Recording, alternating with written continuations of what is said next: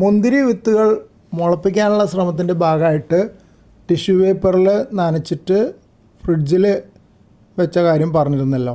അത് ഏകദേശം 1.5 മാസമായി. ഇന്ന് പുറത്തെടുത്ത് നോക്കിയതാണ് ആ വിത്തുകൾ. അടുത്ത സ്റ്റെപ്പായിട്ട് ഒരു ടിഷ്യൂ പേപ്പറിൽ ആ വിത്തുകളൊക്കെ ഇങ്ങനെ നിരത്തി വെച്ചു. അതിൻ്റെ മുകളിൽ വേറൊരു ടിഷ്യൂ പേപ്പർ വെച്ച് കവർ ചെയ്തു. കവർ ചെയ്തതിന് ശേഷം ചെറുതായിട്ട് നനച്ചു. അപ്പോൾ വിത്തുകളൊക്കെ അതിൻ്റെ ഉള്ളിൽ കൂടെ കാണാനുണ്ട്.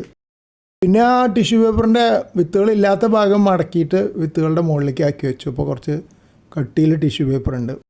എന്നിട്ട് കറിവേപ്പില പോലുള്ള ഇലക്കറികളൊക്കെ സൂക്ഷിക്കുന്ന സിപ്പ് കവറുണ്ട് ഫ്രിഡ്ജിൽ സൂക്ഷിക്കുന്നതിനുള്ള, അതിനകത്തേക്ക് വെച്ചു.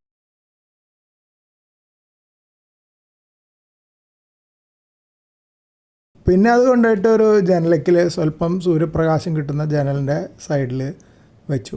ഈ നിരീക്ഷണമാണ്. എത്ര ദിവസം പിടിക്കും, മുളച്ച് വരുമോ, മുളച്ച് വന്നാൽ എങ്ങനെ ഇരിക്കും എന്നുള്ളതൊക്കെ.